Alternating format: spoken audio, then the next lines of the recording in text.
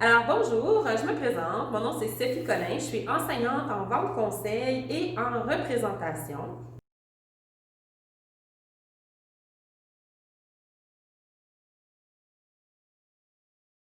Pour commencer, il s'agit d'une formation de 9 mois, donc 7 mois qui se passent en alternance travail-études. Ce qui veut dire que vous êtes 3 jours à l'école, puis 2 jours dans votre milieu de travail ou votre milieu de stage. Ce qui est intéressant avec cette formule-là, c'est que ça vous permet d'appliquer très rapidement les notions que vous voyez en classe, de les pratiquer, puis de revenir après ça la semaine d'après pour venir voir comment ça s'est passé, puis tout ça.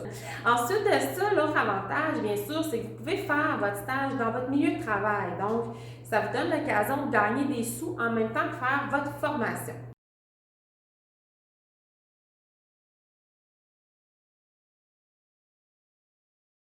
Donc, comment on vous met en action?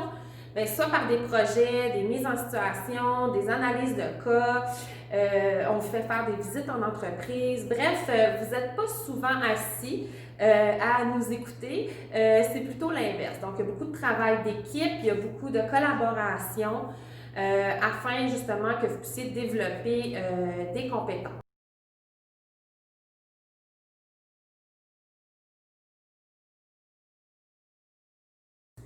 Alors, l'élève qui a du succès en vente, je dirais, c'est l'élève qui s'implique. C'est l'élève qui est volontaire. C'est l'élève qui a envie de participer. C'est également quelqu'un qui aime être en contact avec les gens, bien sûr.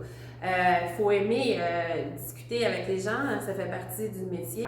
Mais une des caractéristiques pour devenir un bon vendeur, c'est l'écoute. OK? Fait que souvent, les gens qui sont un peu plus gênés ou introvertis, ben, ils font d'excellents vendeurs, étant donné que justement, ils parlent peu, donc ils écoutent beaucoup. Ça ne veut pas dire que le grand parleur ne peut pas être un grand vendeur. C'est un peu tout ça qu'on va voir, entre autres, dans la formation.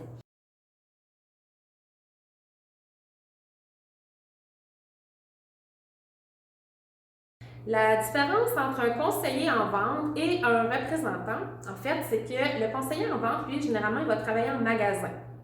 Alors lui, il est déjà dans son milieu de travail, puis il attend les clients.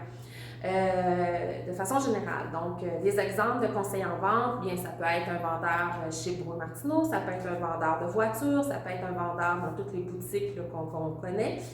Euh, Comparé à un représentant, le représentant, lui, son milieu de travail, c'est entre autres sa voiture. Ce que je veux dire par là, c'est que c'est lui qui se rend chez les clients pour aller offrir ses services ou ses produits. Donc, par exemple, vous êtes un représentant dans le milieu de la fourniture de bureau, bien, vous allez cogner chez les entreprises qui utilisent les fournitures de bureau pour offrir vos produits et vos services.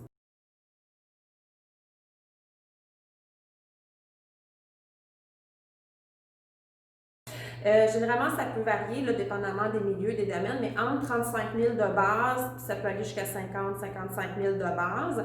Puis généralement, à ça va s'ajouter soit des primes, des commissions. On va vous fournir, par exemple, un cellulaire, on va vous donner une allocation pour votre voiture. Donc, ça dépend, tu sais, c'est quand même assez varié comme mode de rémunération. Mais je dirais que généralement, là, on peut se baser, les 2, 3 premières années, se fixer à peu près un 50 000, là, ça ferait du sens.